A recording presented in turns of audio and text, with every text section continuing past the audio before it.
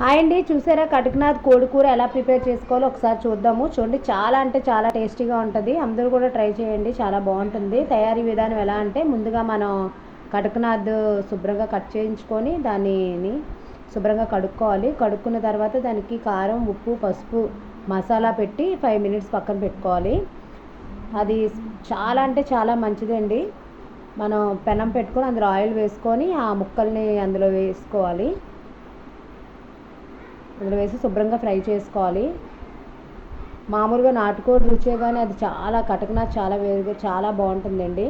అంతేకాదు దీనిలో 25-27% protein content, తక్కువ కొలెస్ట్రాల్ ఉంటుందండి. ఊబకాయ ఉన్న వాళ్ళకి కూడా ఇది తింటే చాలా మంచిది.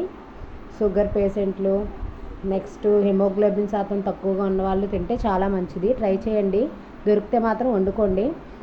అయితే తర్వాత మనం అందులోని ఫ్రై అయిన తర్వాత ఉల్లి వేసుకోవాలి. ఉల్లి అయితే అల్లం, వెల్లుల్లి, ఉల్లిపాయలు, టమాటో కలిపి మనం పేస్ట్ చేసుకుంటాం మసాలా వేసి.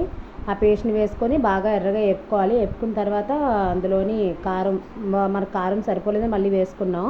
కారం వేసుకొని అందులో వాటర్ వేసుకుంటాం. వాటర్ వేసుకున్న తర్వాత అది మూత పెట్టుకుంటే బాగా ఉడుకుతుంది. ఉడికిన తర్వాత పక్కన మనం స్టీల్ పెనం తీసుకొని అందులోని ఆయిల్ వేసుకొని వెండిమిర్చి,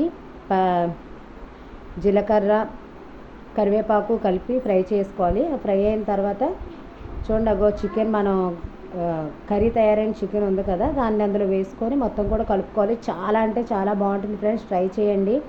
కటక్నాథ్ కోడి మెడిసిన్ లాంటిది అనమాట, చాలా మంచిది. దాన్ని మనం కూర వండుకొని తింటే మంచి యూసెస్ ఉంటాయి. చూడండి, మొత్తం కర్రీ అయిన తర్వాత రెడీ అయిపోతుంది. ప్లీజ్ ఫ్రెండ్స్, లైక్ చేయండి, సబ్స్క్రైబ్ చేయండి. బాయ్.